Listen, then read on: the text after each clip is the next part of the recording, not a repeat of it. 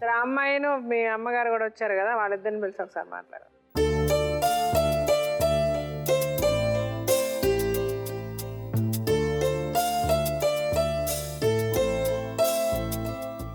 First మీకు పాప బాబు కదమ్మా, వాళ్ళకి ఎంత వయసు ఇప్పుడు? పాపకి 5, బాబుకి 4 ఇయర్స్. ఫస్ట్ పాప. మీరు ఎప్పుడైనా వెళ్ళి చూస్తారా వాళ్ళని? ఊళ్ళోనే ఉంటాం కదా మేడం, వాళ్ళు వచ్చినప్పుడు చూస్తాం. వాళ్ళు ఎక్కడికి వస్తారు అంటే ఎక్కడ ఉంటారు? అమ్మ వాళ్ళ ఇంటికి. మీ అమ్మ వాళ్ళ ఇంటికి వచ్చినప్పుడు చూస్తారు అంతే. మీకు అలాగా వాళ్ళని వదిలేసి ఇలాగ ఇంత వచ్చి ఉండడం కరెక్ట్ అనిపిస్తుందా?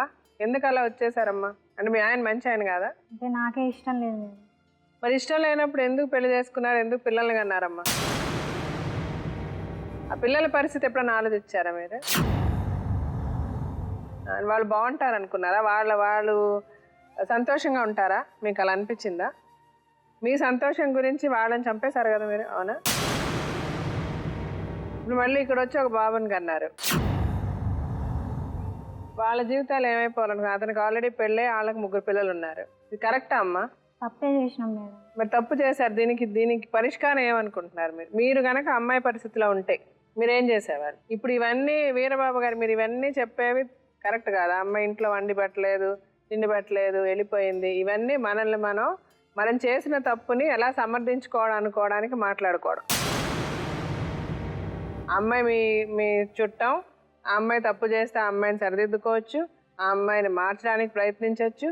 లేదు మారని రోజు అప్పుడు మీరు సరే నాకు ఈ అమ్మాయి వద్దని ఒక డెసిషన్ తీసుకొని పెద్దవాళ్ళని పిలిచి నాకు ఈ అమ్మాయి వద్దని డివోర్స్ తీసుకొని మీరు ఇంకో పెళ్లి చేసుకుంటే అది వేరే పద్ధతి. ఇప్పుడు ఇంత చేసేసిన తర్వాత ఇప్పుడు ఎవరి గురించి ఏం మాట్లాడగలం? ఇప్పుడు ఆ అమ్మాయి నా పిల్లోడిని వదిలేసేసేయండి అని చెప్పగలమా? లేకపోతే ఈ అమ్మాయిని పిల్లల్ని వదిలేయమని చెప్పగలమా? మీరు ఎవరి జీవితాలతో ఆడుకుంటున్నారు? మీకు అంత ఇష్టం లేని వాళ్ళు అసలు పెళ్లి చేసుకోకూడదు. ఫస్ట్ పెళ్లి చేసుకొని 3 పిల్లలు, ఒకళ్ళు కాదు, 2 కాదు.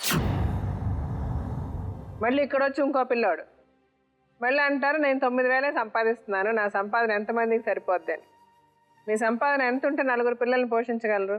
ఏ ఉద్దేశంతో మీరు చేస్తారు ఇవన్నీ? కొంచెం చదువు లేని వాళ్ళంటే సరే ఆలోచన లేదు, తెలియదు, ప్రపంచ జ్ఞానం తెలియదు అనుకోవచ్చు. మీరు అంత బాగా చదువుకున్నారు. మీరు ఎలా సమర్థిస్తారమ్మా దాన్ని? ఇంకో పెళ్లిని మీరు ఎలా ఒప్పుకుంటారు మీ అబ్బాయికి? ఎట్లా ఒప్పుకుంటాం? ఇద్దరిని ఉండమని చెప్తున్నాం. తప్పు అది కాదమ్మా, తప్పు జరిగింది అంటే అలాగ ఇప్పుడు జరిగిన అమ్మాయికి అయితే మొగుడు లేకుండా లేడు, అమ్మ నాన్న లేకుండా లేరు, ఇల్లు వాకిలు లేకుండా లేదు. తెలిసినప్పుడు మీరు అమ్మాయిని పంపించేయాలి. కానీ అమ్మాయిని అమ్మాయిని పంపించి హైదరాబాద్ మిరాలు కూడా కేసు పెట్టినప్పుడే అమ్మాయిని పంపించాలి. వాళ్ళు తీసుకొచ్చారు. ఎందుకు తీసుకొస్తారు? ఎవరన్నా అది కాదు, ఒక్క మాట కొంచెం ఉండండి. నోటికి అన్నం తినే వాళ్ళు ఎవరన్నా వాళ్ళ కూతురు జీవితంలోకి ఇంకొక అమ్మాయి వస్తుందంటే తెచ్చుకుంటారా? ఎవరన్నా? అంటే మీరు కొంచెం బుర్రతో మాట్లాడదాం. కాదు మేడం, మేనత్త కొడుకుండు కదా రవి అని ఒక అబ్బాయి ఉండు, అబ్బాయిని నా దగ్గరికి పంపించారు మేడం. నేను హైదరాబాద్ వెళ్ళిపోయినప్పుడు మేము మ్యారేజ్ అని చేసుకొని వచ్చినప్పుడు వాళ్ళ మేనత్త కొడుకుని పంపించినప్పుడు అన్నారుగా మీ వాళ్ళకి నీకు సంబంధం లేదని కాగితాలు కానీ అన్ని రాసిచ్చి తెగదించుకొని రా వచ్చి ఉండమని అంటారు మా వాళ్ళు. అవును, మీరు పెళ్లి చేసుకున్న తర్వాత ఏం చేస్తారమ్మా? చేసుకున్నాడు ఇతను, నిన్ను వదిలి ఉండనని చెప్తున్నాడు. వాళ్ళకి ఏం దారి ఉంది వేరే? నిన్ను వదిలేయమని చెప్తే అతను వదిలేసి వాళ్ళ దగ్గరకు వచ్చి ఉంటాడా? ఏం మాట్లాడుతున్నావమ్మా నువ్వు? పెళ్లి చేసుకొని వచ్చి మీరు వాళ్ళు ఏం చేస్తారు? వాళ్ళకి ఏంటి వేరే దారి ఏంటి? వాళ్ళకి గత్యంతరం ఏంటి? మీ ఇష్టం వచ్చినట్టు వాళ్ళ అమ్మాయికి ఇంకో మొగడే దొరకడా?